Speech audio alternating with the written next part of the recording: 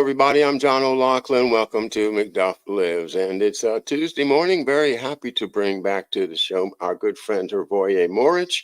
And Hervoye, thanks again for joining me. You're the host of Geopolitics and Empire, which I am always looking at on Twitter, and also a host on TNT Radio. And I really enjoy catching up with you in both places. So really nice of you to join me. How are you today? It's a bit off to a rough start. My internet went down. I'm using my Starlink. I caught a bug last night, but I'm powering through. I just got off the line with David Stockman, the budget director under Ronald Reagan, recording a podcast with him on his latest book, and now I'm here with you. Well, you conquered one problem. Somehow you just can't. Sometimes you can't beat them, and but most of the time, things have been working, and that's a blessing. And especially when we don't have to rely on YouTube, and we can broadcast everywhere. But I am on YouTube today. Both my channels active, as well as Facebook, Twitter, and you can watch me on Rumble, of course, which is my anchor station right now. McDuff Lives, all one word. And good morning, everybody. Oh, well, who's ahead? Is it the? I'm just gonna toss this out. I put it on my Twitter yesterday. Posted a little poll. Is it Trump Putin or is it Biden Kolomoisky?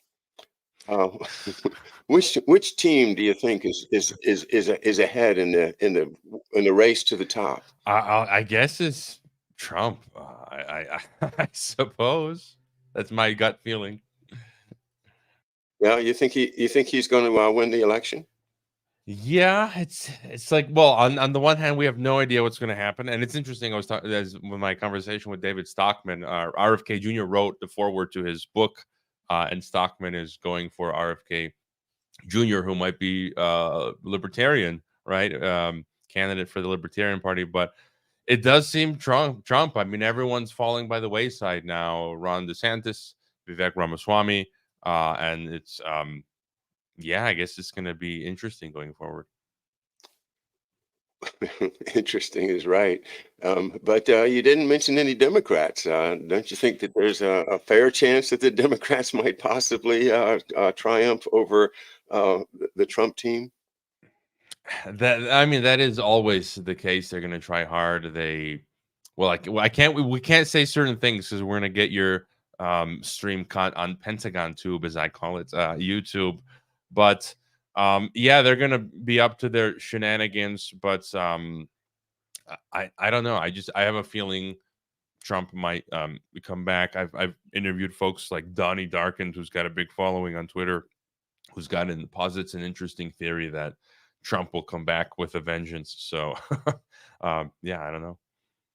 Yeah, I'm not so sure I'm happy with that idea. I mean, he's talking about expanding the FBI, building it a huge new headquarters, and isn't the FBI big enough already?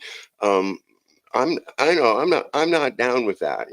I've been studying literature from the 40s centered around the war, and it's seldom remembered anymore that that the Nazis under Hitler and the communists under Stalin entered into a pact, an alliance. And part of the alliance was they were going to divide Poland between them. And so when Hitler went into Poland and Stalin said, okay, I'm going in too. And they both just went in and shook hands at their dividing line, and they took what they wanted to. And, the rest is desolate history of murder and genocide and loss of everything that people had in huge swaths of territory. So Americans have never been comfortable with either Nazism or communism. And yet we're always thrown that choice. We're like, you can either be with the guys that run the death squads at night, or you can be with the communists that are running this psychological game to turn everybody into serfs and rule it from behind from their ivory towers. Well, that's my opinion. Why can't we have a decent candidate? Well, do we deserve it? Some people say you get the government that you deserve, and if you look at the populace, they've just been just entertained with bread and circuses, and so I could look at it that way, but it's just maybe the end of empire. I don't know. We're getting the people like Biden, or Trump, so it's not looking good either way. I just hope we have an election. It is kind of scary, even at that level with the way people are talking. Which brings me up to the question of the day: what's going on in Texas? And you're there in Mexico, I take it. So, what's the perspective from where you sit as to this Texas versus Biden standoff? Old Mexico, right? Texas, yeah, formerly known as Mexico. Well, See, see. here, yeah, here in Mexico, I haven't talked, haven't gotten many opinions from Mexicans about it, but I've interviewed some folks, and what's coming to my mind is the old Yugoslav scenario, where we can say, a civil war was detonated in Yugoslavia to break up this bigger entity into smaller pieces. There was secession, right? Like Slovenia seceded, Croatia became independent, and then they were reintegrated into the new. They were built back better into Euroslavia, into the European Union. Not all of them, but most of them, Slovenia, Croatia, so forth. But that eerily seems similar to what's happening here, because we know that they have the plan for supranational structures like North American Union, and now it's like they're trying to detonate a civil war where maybe Texas secedes, chaos ensues, but the end goal is reintegration into North American Union. And I had on J. Michael Waller on my podcast recently. He worked for the CIA. He was a Contra. He imagine this American dude, young man. He was fighting with the Contras back in the 80s. Pretty crazy, wild stories. And he wrote a book on how the FBI and CIA today are the deep state villains. But he was even saying that we could possibly have a showdown with the federal government and Texas National Guard, which would be absolutely insane. And what's crazy about all of this, there's so much predictive programming. Like it caught my attention this week, a 1997 film titled The Second Civil War, which is about this exact scenario that we find ourselves in. Like, what a coincidence. Or this movie that's coming out in April in 3 months titled Civil War, where Texas, breaks off. It's kind of like that cannot be a coincidence. I think the elites want something like this to happen. Black swan event. We need a black swan event. Once we get a black swan event, we can straighten out all the accounts. The accounts right now are a little out of balance. It looks like I might get stuck with something I don't want to hold on to. Maybe I can just unload it into chaos, and pick up something, like some property in Ukraine while I'm at it. Yeah, I mean, it's again, it's a form of reset, of building back better, of adjusting the ledgers, as some people might say. And one, let's not. It might not just be one black swan. It might be uh, multiple. Like my other recent guest, Vietnam vet Bob Moriarty of 321 Gold said, there's going to be so many black swans that it's going to look like midnight at midday, and just on all fronts. Blinken recently said that we haven't seen this such a crisis scenario in the Middle East since at least 1973. So Washington's getting its butt handed to it in the Middle East. Texas, there was a great Babylon Bee did it again. They just posted yesterday. Biden cleverly distracts from civil war by starting world wars. So it's just total chaos. Well, I don't know. Not total chaos. Come on now. We still got the street lights work, and people drive on the right side of the road, and we're getting by so far. But in terms of looking at policy, I think policy is chaotic. We don't have a policy other than threat. Uh, remember Teddy Roosevelt said, walk softly, but carry a big stick. I think we're walking loudly and not carrying a stick at all in some of these situations, especially when you think about Iran. I mean, what the hell would we do in a war with Iran? It just sounds so absurd to me. But we've got them bases. But I just looked at a map that had the bases charted with the number of troops, and we've got maybe 50,000 troops in the whole Middle East area, spread through a couple of dozen different bases. And, that doesn't seem to me to be very impressive. Maybe they've got some other tricks up their sleeve other than just infantry. But I don't see how we could field an army to compete with an army that Iran could put on. I mean, they could easily put 1 million people on the front line. And could we? I don't think so. I think that's a good observation. I think Iran, since I last checked, they got 90 million population. They fought an intense war in the 1980s with Iraq. I think that was eight years long. And I think you just mentioned it. We wouldn't necessarily have the troops. I don't know. Is Nate? Is Europe going to send their troops under NATO? And there was a great piece I read recently from Substack. Simply Kios76.substack.com. He says that the danger is that once things get too desperate, the only possible recourse for the West to save themselves would be to launch a total global war in the hopes of resetting the situation. This is why now, again, we continue to see the drums of war beating louder than ever. And, they just keep doubling down every week now. John Bolton keeps putting out op-eds, bomb Iran. Lindsey Graham. You're seeing all these headlines now in the Telegraph saying that the West can no longer avoid war. Like it's a given now. And they're talking about conscription in Australia, UK, Germany, US, pumping out the mainstream media, war, fear porn. Yesterday, they just said every other German is afraid of Putin and the Russians. I'm like, give me a break. Seriously, I think most Germans are probably thinking about how to make ends meet, but it just seems like the system is telegraphing its intent that we got to go to war. Or it's a threat. It's if you don't, agree to my terms, then we're going to war.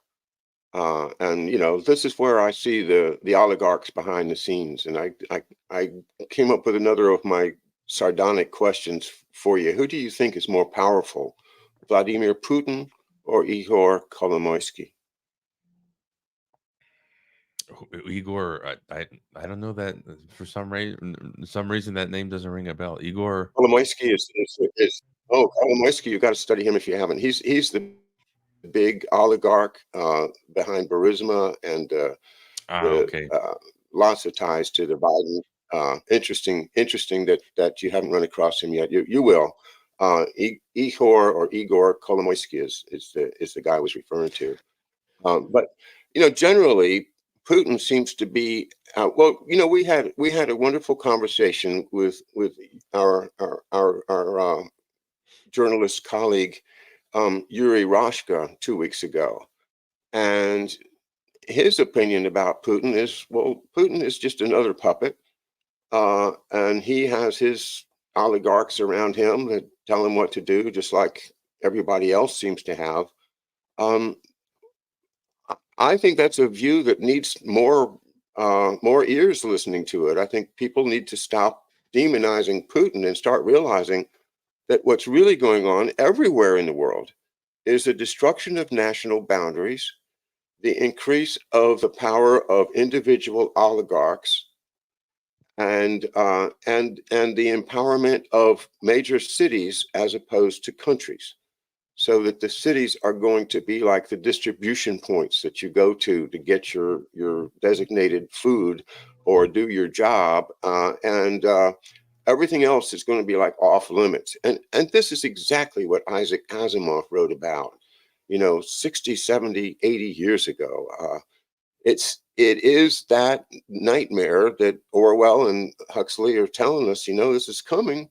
And boy, is it coming fast. And I don't know, man, I wish I knew how to get the attention of the people that just are just so, they're so committed to their one narrative. They can't examine things from the other side, you know? I I I I love a lot of my leftist friends, and I have a lot of leftist in me still, but when it comes to talking about politics or choosing a president, I there's no content. It's all ad hominem crap that gets thrown back at you. So I don't know. What's your experience? Are you able to talk to liberals and get them to engage with you on anything? I have a similar problem. They've got absolutely no depth. They're just stuck at this trivial surface level. What the mainstream media has trained them, right? To like, oh, hate Trump. The 2 minutes of hate, right? In Orwell, Trump, Trump, Trump. Or I mean, Mhm. I don't even care for Biden. Like, I'm not here like, oh, I hate Biden. I don't even think about him. Like, you think about that. It's like, imagine how much time and energy you're wasting hating Trump or whichever politician. It's just like they've got you. You could be doing something more productive than hating. And by the way, I did listen to your talk with Yuri Aroshka, and I frequently message with him. He's invited me to collaborate with his next conference later. I think in September this year in Moldova. Who knows? Maybe I head out to Moldova just for fun. But I was going to say, and I think you just summed it up correctly when it comes to this technocracy. Um, I just cannot believe what I'm reading every single day. Yesterday, it said California now, this insane Democrat lawmaker wants to introduce a bill that they could limit your car. They would mandate installing something where your car, at their whim, they can make it so it doesn't go more than 10 miles per hour. And then there was another Guardian article also like yesterday, the day before, that said the middle class is being priced out of owning a vehicle. That like the average new car in the U.S. is like 50 grand. The used car is half of that, 25 grand, and that now it's becoming out of reach for people. And like it's just what you just described. So people don't have mobility anymore. They're stuck in the cities, um, and it's going to be like all of those dystopian visions that they've been selling us, and unfortunately, and I'm just not seeing people break out of this spell. I mean, they're on their QR codes and phones and Netflixes and Amazons and Costco's, and I don't know, John. We need some Gandalf to come down, from over the hill. Oh, okay. All right, Gandalf. Yeah. Well, I'll have to grow my hair back then. Oh God. Oh, what was I going to say before you made me laugh? On What Putin, or about food? The real question is food. Uh, I assume that where you live, it's easy to get fresh food, and you don't have to eat GMO if you don't want to.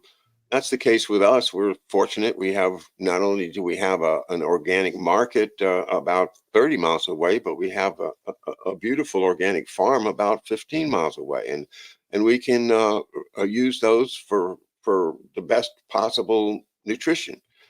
But other places in the world, most places in the world, not only are you trained not even to care of the quality of your food, but if you wanted to get quality food, you couldn't get it. And that, diminishes health, makes people sick at a younger age, and the cost of treating them and the families that get tied up trying to take care of, your sick father or your sick grandmother, and all of these horrible results that are coming out of the thing that we can't talk about. All of these are just terrific burdens on anybody. But the without having nutritious food, there's really not any way out of the caves of steel, which was, of course, Asimov's name for those cities that you live in steel enclosures.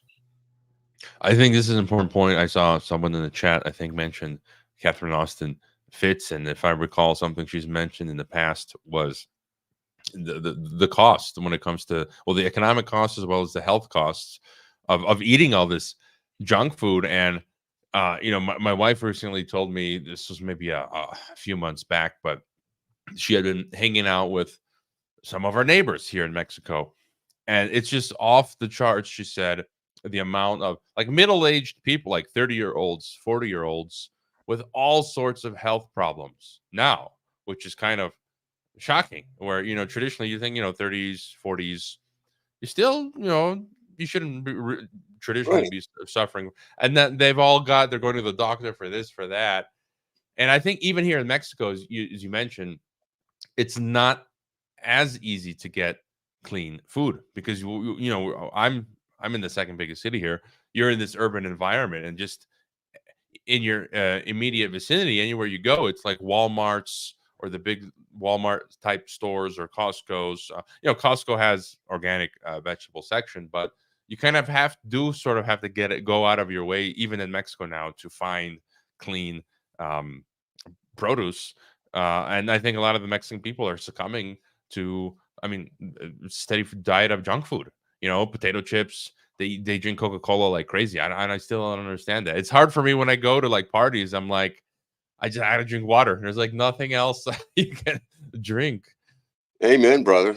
That's the way I am too. And but I can just share that my wife Marcia has been doing some terrific work with pure plant based cooking. And since I got my diagnosis that the cancer was back, I have been completely plant based. And so we're away from all kinds of junk, and the things that are listed as risk factors are the most common things that you get if you go to a a, a, a grocery store. A normal consumer grocery store is packed with stuff that's got all of these crazy seed oils hidden in and you try to read the labels, they're so tiny. But I give tremendous credit to my wife for sorting all that out, and we are happy, drinking water and eating plants. And I don't know if that's the answer for everybody, but it sure and I feel great. I feel terrific. So and it's so sad because Mexico has always been famous for just copious food, just wonderful, I mean, everything from mangoes, plantains, I mean, everything just seems to be growing for free in wonderful quantities. And still the psychological operation has been successful. I mean, yeah, you can still, when you drive to the beach, as you get closer to the beach areas in Mexico, it is very lush. I mean, there are sections where just coconut trees as far as the eye can see, avocados. Just there's too many. There's far more than can be consumed. Mangoes and papayas, and some of those funky fruits are really, I'm not into them. I don't know. I don't like papayas and things like that. But yeah, like I said, they're there, but the populace has been trained to eat potato chips and all this, and Coca-Cola and all this um, stuff, and so we need to try and change that. And I know when you mentioned your plant-based diet, I don't know if have you ever heard of chrisbeatscancer.com? Chris Work. I might have. I don't know, but I haven't investigated it. I've interviewed him on my TNT show, but I followed him for like a decade, and he got cancer and he cured himself. And I think it was largely, you can go to his website, chrisbeatcancer.com. He's got books and he talks about the protocols that he used. I think it was largely plant-based, and then it had to do with exercise, like his lymph system to detox and get stuff out, and then as well a lot of vitamins, supplements, and basically super salads. And I can tell you, and I love mushrooms, and I was eating a dinner with basically like mushrooms and salad, and I just slept so much better. Like you can kind of feel it when you eat clean um, foods, vegetables with a lot of vitamins and stuff. You just feel much better. I don't know. Excellent. Yeah, and people have never thought about their lymph systems before, but when you're told you've got a hot spot in your lymph nodes, then you start paying attention real fast because well, it certainly is iffy situation at best. But we're doing great. I really, I'll just say the name fenbendazole. I don't think that I'm advocating anything. I just said the name, but just nod, nod, wink, wink. If you have anything, any cancer at all, just think about that. Not advising anybody, except for just think, because it's the core of what I think is helping me. But that's just my opinion. I'm not a doctor. I don't give medical advice. You, you But have to. the weather's been crazy here. We've gone from well below freezing to 72 degrees 2 days ago, and up and down. Uh, how's the weather there? Does the weather seem suspicious to you sometimes, or do things up in the sky, or like are they manipulating it? I've experienced that for a number of years, and I sometimes report on it on my Twitter and otherwise. But there's a lot of people that are all up in arms about it. That they're dropping all of this chemtrail stuff down on us and all. But I I find myself, thinking this is kind of a rabbit hole. I'm not going to spend a lot of time on it, but just curious from where you sit. Is that something you think about it? You look up in the sky and say, "Well, that's weird." I do feel the same way as you. About a decade ago, I interviewed the late Michael J. Murphy, who wrote, who produced the wonderful film "What in the World Are They Spraying?" Was also Uh, co-produced with Geopolitics Griffin. I think I also supported, like with $100 initially. And it's a great film about geoengineering, and I think it's going on. Then the issue becomes, I'm living here in Mexico, so maybe it's a bit of a different story if you're in the US and you're studying geoengineering versus here in Mexico, where we have less information on it about the geoengineering in Mexico versus in the US or different countries, and it's harder to come by, right, like the facts of to learn about the mechanism of what's being done. It's not like, with other subjects, whether it's war or the biosecurity state, like we've got enough data, we can figure out what was going on. But with geoengineering, it's just more mysterious. And that's why I feel like you as well. It's not like that I won't touch the topic. There aren't as many experts on it, and I just haven't gotten around to it. I should do a podcast about that, but it's just harder to confirm. Here in Mexico, it's usually pretty sunny. Right now, it's cloudy, and I can't. I guess the biggest indicator, John, would be when you see the funky lines in the yeah, skies, right? that never go away, or Yeah, and then you get the tic-tac-toe thing and everything. Well, may I recommend Ilana Freeland? You probably know who she I've is, and got her book on Kindle. I just haven't had time yeah, to read it yet. So yeah, I'm well, aware of her. she's been on my show a number of times, and she's a wonderful guest. If you yeah. But it's good to read the book first. I get stacked up with so many books, and then I see something I've just got to have, and I'm all about books. I have my library now. I call it my Thomas F. O'Loughlin Memorial Library, because it's the collection of books that I've collected over the past probably 15, 20 years that helped me understand his career better, and that's the basis of the book I wrote about him. And well, anyway, what else you want to talk about? I enjoy hearing what's on your mind, and we've covered a number of things. But what's the news item of the week that we haven't covered? Well, I mean, we were looking at um, Texas, and just it's for me. It seems like a number of things. There's always the technocratic aspect, but the wars that are going on, and it just seems like America. Um, it just doesn't look good for the U.S. When Blinken has come out and stated that, I feel like we're just emitting many signs of weakness, right? Where it's becoming obvious by the day how weak America is becoming. We've got these idiot diplomats, and it just seems like the rest of the world is positioning themselves for that moment when when we pass a certain Rubicon of decline, then you'll see people springing into action, Iran and China and Russia and all the rest. And so it just seems like, like vultures or hyenas on the carcass. And so that's kind of what I'm seeing. And I think whatever happens this year with the elections in the US, whatever happens, I don't think it's going to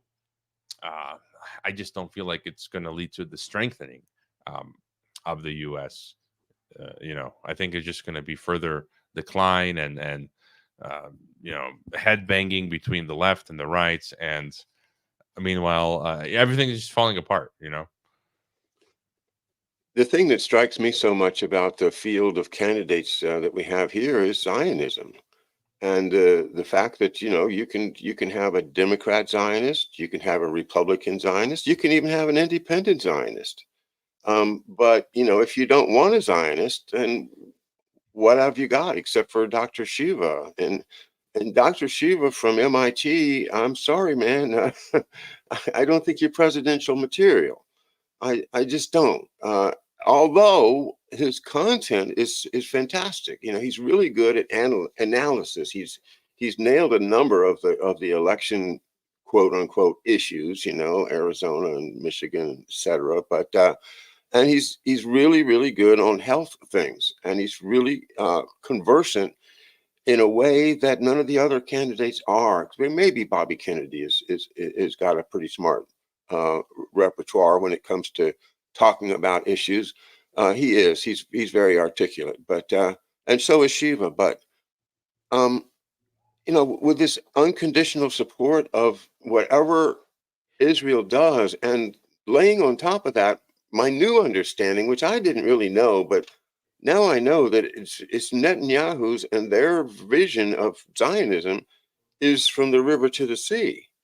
It's like no, this is our land, and we're going to do whatever we want to with it, from for all of these thousands of square miles. I, all of the people that live there, the hell with them. I just can't believe that Americans are supporting this policy that is uh, it's a exclusive territorial claim based upon their interpretation of an ancient book of the Bible. And I don't get it. People are going to support that. I'm just curious to go back for a moment. You mentioned Dr. Shiva.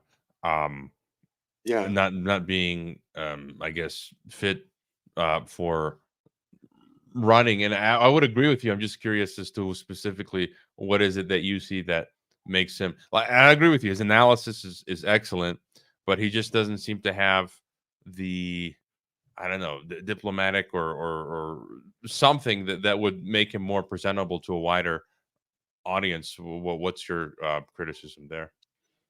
Well, I guess he's appealing to people with a what I would call a gutter mouth. You know, the idea of calling his opponents by scurrilous names that have to do with sexual functions is so childish. And also, the context in which he uses these phrases is out of like my grade school years, before anything gay or homosexual was allowed.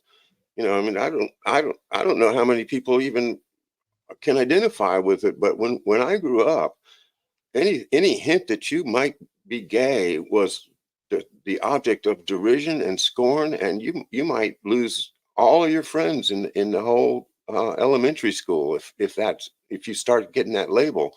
Nowadays, to use that kind of language, it just reminds me of the torture that people must have been put through that shaming that was everywhere, as far as I know. So he's of a mindset that I think maybe he thinks if he talks that way he'll get the people's votes, but I just can't do it. That's the main thing with me, and that plus the fact that he's a one man band. What else is there besides Shiva? And how is one person going to affect things in policy? Right now, I mean, they've fashioned these presidents out of puppets, ever since, well, whenever you want to start, but uh, like Andy Craig's book, Presidential Puppetry, shows that the CIA has been fashioning these presidents, putting them including uh, grooming Obama a long, long time ago. And these guys are just there to do what the oligarchs around them say, just like our friend Yuri Rushka talks about the oligarchs around Putin. So, what is he going to do about all the oligarchs? There's only one guy. Yeah, I mean, I agree with you. That goes back to my point where he just doesn't seem to have this air of diplomacy. And you might think someone like Vivek Ramaswamy, he at least spoke well, more eloquently or diplomatically. Um, and yeah, Shiva is just like there's no one really behind him. There's no movement, I feel. And so a lot of the folks are dropping out. I've interviewed I love the work Aaron Day does. He was a Republican candidate for president. He threw in the towel. It's like you can kind of see that you need a momentum, you need a movement behind you. If you don't have that, nothing's going to happen. And that's why what you just laid out, I'm not really interested in voting anymore because it's oligarchic system. All these candidates are produced by the system and all this big money behind them. That alone shows that they are not their own men or women. Jamie Dimon calling up Nikki Haley. The banks coming behind her, or the defense companies, and it's just like we're sold a system that you can organically become president, where it's like, no, you have to you have to the oligarchy must approve you. And so I think we've gone, yeah, I don't really put much faith in the elections at all anymore. Right, and then bringing in a strong independent third party just muddies the water even more because the juggling, if they are pulling levers behind the scenes, and I think they are, they can just sort things out mathematically long before the election and say, well, if this happens, then we do this. If this happens, we do that. And unfortunately, sometimes you have to get in a red Ferrari and drive to the voting place in the middle of the night with a cardboard box. But if you don't get caught, you're good. That stuff just so disgusting that they do it, but they do. And so and what are you going to do with a President Trump who doesn't recognize the health problems that have been uh, generated by the previous administration? And that's the difference between him and Bobby Kennedy. At least Bobby Kennedy is talking about doing something about reforming our disastrous health system. So if I had to choose right now, I'd probably vote for Bobby. Yeah, I would too. Also given my conversation with David Stockman, who Kennedy wrote the foreword to his book, and he just seems the most anti-deep state candidate, despite his positions on Israel and Zionism. And as you mentioned, it is kind of odd that whichever way you cut it, whether it's Democrat, Republican, or Libertarian, in the case of RFK Jr., if he runs on the Libertarian ticket, this that you cannot not be pro-Zionist. Like even if you just don't want to have skin in the game, it's like, oh no, that's not allowed. You have to be Zionist. Although someone in the chat mentioned Michael Rectenwald, and I know he's running. Actually, I think Rectenwald said the other day that he's going to have a debate. He's going to debate RFK Jr. because Rectenwald is also running as the Libertarian Party candidate. So that'll be interesting, I guess. Yeah, yeah, interesting. But libertarians are never going to get any real boost of the Democratic voters are not going to go libertarian generally if they haven't already. It's my opinion. A libertarian kind of doesn't seem to be a. It doesn't seem to be a program that can can handle all of the incredible issues that we have to face. We have to have a a unified approach to all of these problems. And while libertarianism is great, it's not a solution to all the problems. And people that can solve these problems, again, I think it was anyway, somebody in the chat said, make him the Surgeon General. I say, great, you make Dr. Shiva the Surgeon General, and then, but before you do that, re-empower the Surgeon General to tell us what to do about our health problems, because we've got this Mickey Mouse Surgeon General now that doesn't do anything, and because everything has been kind of taken away and given to NIH or other behind the scenes stuff having to do with Homeland Security. Everything's all the all of the advice we get is not coming from the Surgeon General. C. Everett Koop used to give us advice. Even if it was bad advice, it was still him saying, I'm the top doctor and here's our national health policies recommendations for you today. No, it doesn't happen anymore. We don't have a national clearinghouse for health information. I'd like to know, what are the side effects of this drug that they want me to take? Where do I learn that from? Oh, you call the manufacturer of the drug, of course. They're the ones that would tell you. No, no. I want an FDA that does something. All of these technical issues need to be addressed in a professional manner, and that's why I don't think the libertarians are going to be able to rise to the occasion. But I like the idea of personal liberty is absolutely the most important thing to have a citizen as opposed to a serf. You got to have personal liberty to be able to exert your own independence. And part of our problem is we live now in a technocracy, in this scientific dictatorship. Big pharma is controlling everything, and where do you even begin to try and dismantle this? It's so big and overwhelming, and so many people have vested interests, and they kill you for trying to do something like this, right? To dismantle it. And so it's just such a huge mountain to climb. But something that I've been laughing at recently, I just love the character. I don't know if you're familiar with Representative Clay Higgins.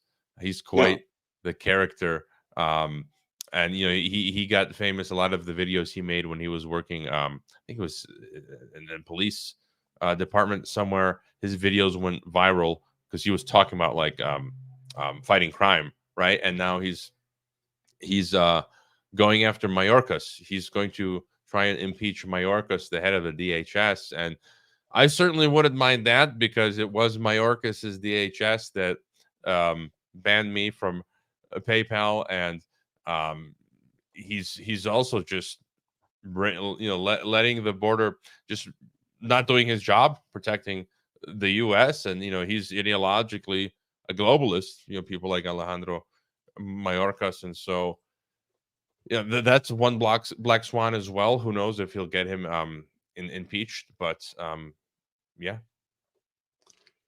Okay, so that's the House of Representatives that could possibly impeach this guy. I guess I don't know if they could even do it. He's a executive appointee, isn't he? But well, I suppose they can. Yeah, and DHS and all of this bureaucracy is, oh God, it's the sinews of the technocracy. It's how they work. And Washington Post apparently published this. I haven't found the article yet. I hate it when people on social media, Twitter or Telegram, they will post just the screenshot image of the article and provide no link. I'm like, why? Give me now I got to go type it in. And so anyways, the article is titled, My Patients Used to Be Gung Ho About the, COVID injection thingy. Yeah. What changed, right? And so it just seems, people are just not as crazy anymore about that. Well, we've seen what happened, and the people are not willing to label it as lies yet. Generally, but it was a massive lie.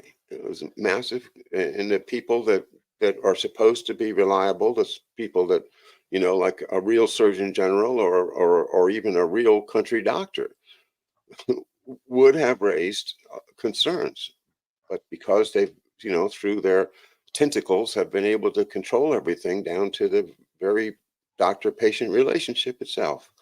Uh, they've gotten in there. When I went to law school, we were told, that there's an absolute privilege for what goes on between a doctor and his patient. There's no way can you inquire into that. So uh, now you can't even get a doctor most of the time. You get a nurse practitioner. Does the same privilege obtain there? Well, maybe, but you've probably signed it off when you agreed to the health insurance that you got. And so the health insurance company can get whatever they want, and then they can do whatever they want to do with it. And there you go. That whole sense of I've got a doctor that I rely on, they got rid of it. They've taken away the American dream of having a family doctor. And when I grew up, we had a family doctor. From age 0 to age 18. I had the same doctor. And, for good or for bad, he was somebody I could go and confide in and say, I'm worried about this, or what do we do about this? It's just wrong that we don't have that anymore. I suppose it's the same in Mexico. Do you have family doctors in Mexico? I mean, you do, but I also had a not a good experience recently because it's just, I mean, the doctor was in my face, and he wanted to do a surgery on my nose, the xenoplasty, which I don't think is necessary, and he was openly bragging about how much money he makes. But he was basically saying like, look, just do the surgery so I can make money. I don't care that I'm going to drill a hole in your Hmm. nose. And I'm like, what? And so this is the state of things, and so it's like really hard. You have to go, it's like everything now. We're talking about the food or your health now. You got to put yourself in charge first. These people don't really care. They just want the money. And even if you go to the doctor, he's not going to take the time to learn about you and your problem. He's like, 20 minutes. Come on, time is money. What's your problem? Yep. Okay, here's some pills. Let me drill a hole in your nose. Okay, get out of here. And I can go on my vacation or buy a new Mercedes or something. And it's just like that. That's it. I mean, that it's insane. And Well, so, he yeah. was probably expecting you to come back and say, well, look, why don't you not drill a hole in my nose, but we'll say you did and we'll split the money. No, yeah, it's just, man, Oh, it's that's so hard. terrible. But you also asked what, I'm always, I guess that one of the biggest things on my mind is always the technocracy, the algorithm ghetto.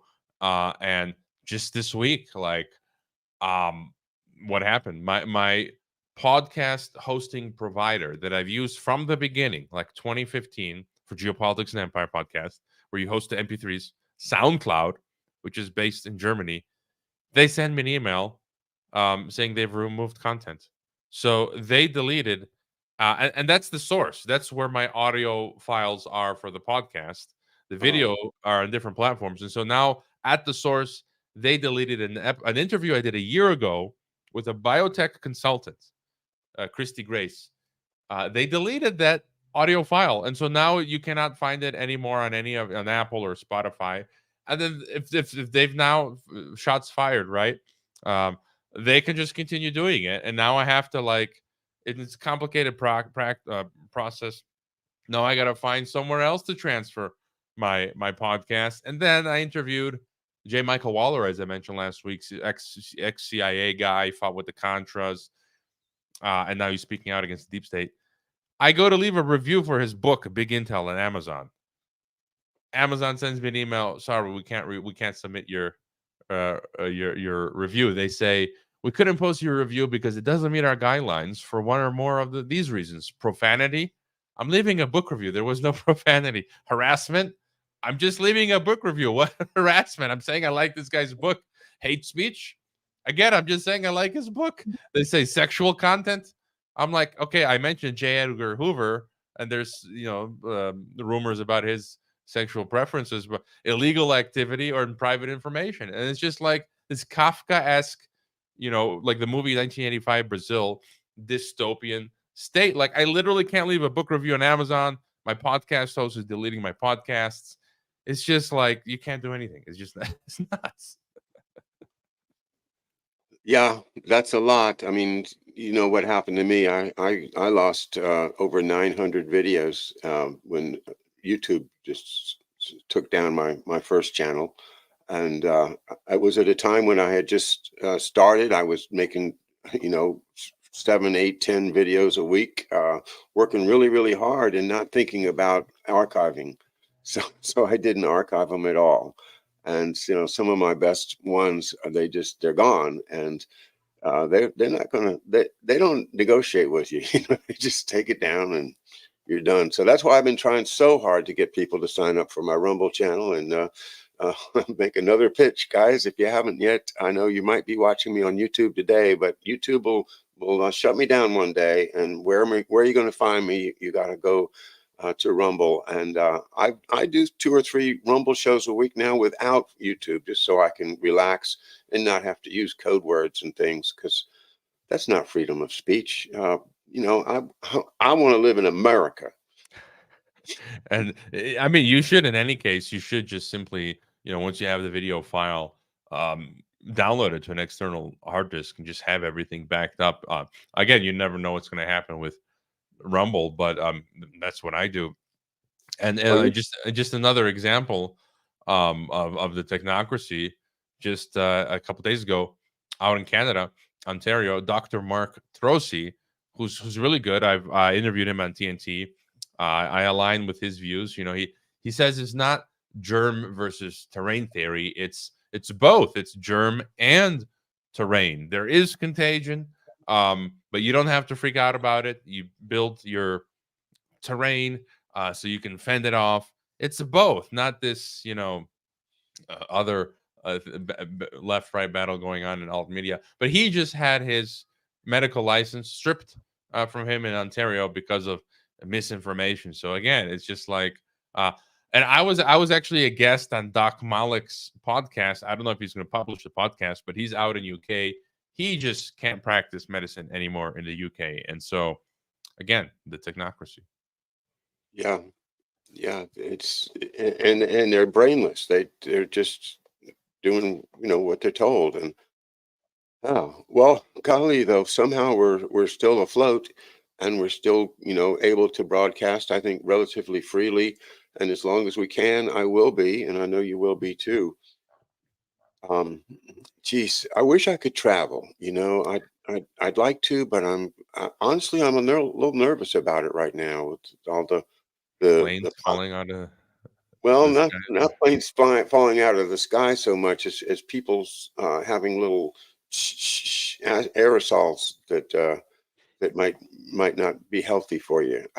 I think that's a large part of the story that's not told, is that, you know, like so many of the anecdotes that happened a couple of years ago, where somebody would say, you know, I'm not going to take the, you know what, I'm independent and make a big name and be in the paper and all, and the next thing you know, the guy gets COVID and dies. I mean, it happened a lot. And I'm thinking, psh, psh, psh. That's what I think. Or just exposing yourself, especially if you're yeah, even I just don't feel like traveling anymore. I will be going to Acapulco here in Mexico, so I'm still within the nation, um, because there's this Anarchapulco conference coming up, Jeff Berwick and other people, so I will be there. But I'm kind of like you at this point. I just don't feel like traveling. I mean, in my life, I've traveled enough, so I've seen enough where I'm good. I'd like to stay home and enjoy the simple things. I haven't seen enough, and I would love to recreate my 20-something backpack trip to Europe with the Eurail Pass. I mean, that's the kind of thing that made me happy when I was younger, and I'd love to do it, but I just don't feel like it's safe or wise right now. But who knows? Maybe I, tomorrow I'll feel better. I worry more about getting the 4S's, which happened to me last year. I worry more about the security state messing with me, right? Whether getting extra checks or interrogations at some airport somewhere, or what if they lock things down again, and I'm not doing any PCR tests or anything like that. So that's more of my worry. Yeah. Yeah, and then I also worry about the metal detectors, and you know, do they have a secret button where they can give you a heavy dose and I think radio? I think just with those, I call them nuclear porno scanners. The whatever those, I forget the name for those devices where you got to put your hands up, Yeah, yeah, and that shoots you with radiation. That they basically take a naked photo of you, and now the facial recognition stuff, and so now they're pretty much obliging people to uh, have you put yourself in the biometric database where they scan your face, and then they're going to be using that as part of the biometric ID system. all right. Well, thank you again, Hervoye, for joining me for an hour of news analysis and thinking about the world. And gosh, I hope we're doing some good. I feel like the bigger reach we can get, even if they quash us, it's better to talk to 300 people than to get quashed out of the market entirely. And so, that's the way it is right now. But folks, spread the word about Hervoye's work at Geopolitics and Empire and the radio station TNT Radio, which you were kind enough to invite me to guest on once, and I enjoyed it very much. A number of interesting hosts and guests, and opportunity to learn from all kinds of points of view. So that's another interesting resource we have, TNT Radio. Tell us a little bit more about your work there before we close it out. Yeah, I mean, I still haven't had time. I know your book is short, but I want to read it first and then have you on to talk specifically on that. But yeah, TNT Radio, we're now doing video. I had you on when we were audio only, and we're slowly growing. So a lot of good stuff there. Some of the more well-known folks are the UK personalities, people who are big in the UK, who I'm not as terribly familiar Yeah. with, but yeah, I do 2 hours daily. And I did just want to add, despite all the stuff we discussed, we all just got to keep trucking on. What else can we do? We're going to keep trucking on. We're going to keep dealing with this madness. Have a have a good attitude going forward. And I interviewed Joe Allen. Actually, he's coming back this week. He's on Steve Bannon's War Room. He's the transhumanist expert. You should probably have him on if you haven't. Joe Allen. He calls this idiocracy with algorithms, and so in many ways, I think that's what it is. They can't implement their perfect vision of scientific dictatorship. It's going to be like idiocracy with algorithms, and that I think will give us leeway, ways to skirt around the system. So I think that's the silver lining there. You remind me of another very pithy phrase that I read this week. It was Lyndon LaRouche that said it, that people get so oppressed by the difficulty of understanding what's going on that they retreat into individual recreational foxholes. And I thought, wow, that says it to me. That's what we have to do, is draw people out of their individual recreational foxholes and say, hey, there's work to be done. We've got to fix things, and that's what we're about. Thanks again, Hervoye Morić, TNT Radio and Geopolitics and Empire. Look forward to the next time. Bye, everybody.